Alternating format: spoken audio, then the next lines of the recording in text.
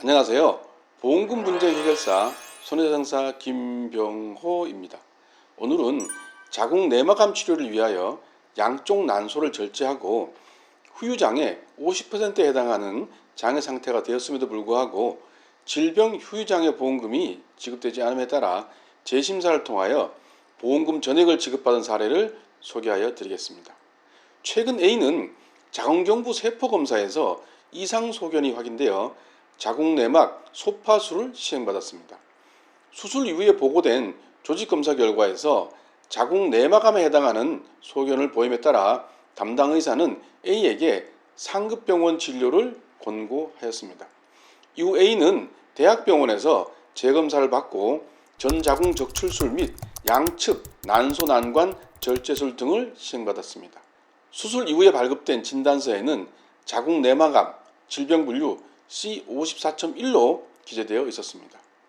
한편 여러 보험사에 다수의 보험을 가입하고 있던 A는 자신의 보험계약 전체를 관리하고 있던 보험 설계사의 도움으로 암 진단비, 암 수술비, 질병 수술비 및 암 입원 일당 등을 지급받았습니다. 그런데 담당 설계사는 A가 질병으로 양쪽 난소 절제술을 시행받은 것은 약관의 장애분류표에서 정하고 있는 흉복부 장기 또는 비뇨생식기 기능에 장애를 남긴 때에 해당한다고 판단하고 해당 보험사에 질병 후유장애 진단비가 추가로 지급되어야 한다는 의견을 개진하였습니다. 그렇지만 보상 담당자는 질병의 치료 목적이 아닌 예방 목적으로 시행된 수술의 결과로 장애 상태가 된 경우에는 질병 후유장애로 보상되지 않는다고 답변하였습니다. 그러자 담당 설계사는 이러한 보험금 분쟁과 관련하여 라운 손사에게 상담을 요청하였습니다.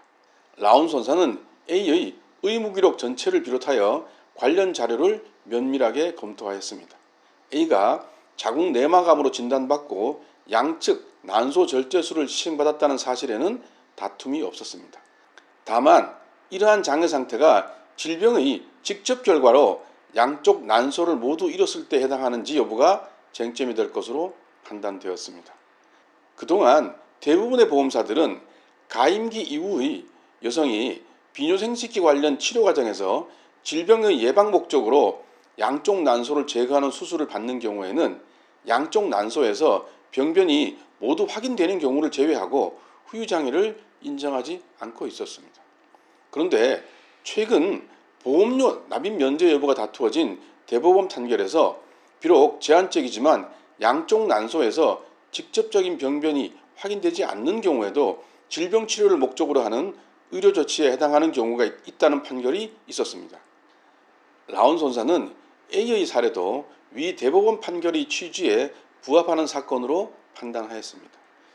A의 경우에도 비록 양쪽 난소에서 난소암으로 발전할 가능성이 있는 구체적인 병변이 확인되지 않았지만 양쪽 난소 절제는 단순한 질병 예방의 목적이 아니고 여성의 생식기관에 발생할 가능성이 매우 높은 관련 질병의 치료를 목적으로 시행된 수술이므로 그 결과 보험약관에서 정하고 있는 장애 지급률 50%에 해당하는 질병 후유장애 상태에 이르게 되었다면 장애 지급률에 비례하는 보험금이 지급되어야 한다는 요지의 손해사정서를 작성하였습니다.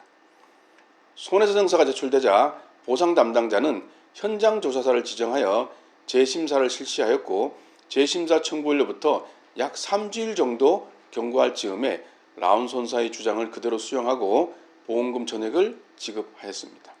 이러한 사례도 불구하고 비뇨생식기 수술과 관련하여 양쪽 난소 절제술을 시행하는 모든 경우가 납입 면제 또는 질병 후유장애 상태에 해당한다는 것은 아닙니다. A의 경우와 같이 양쪽 난소에 직접적인 병변이 없는 경우에도 납입 면제 또는 질병 후유장애가 인정되려면 양쪽 난소의 절제가 질병의 치료 목적으로 시행됐다는 점이 분명하게 입증될 수 있어야 할 것입니다.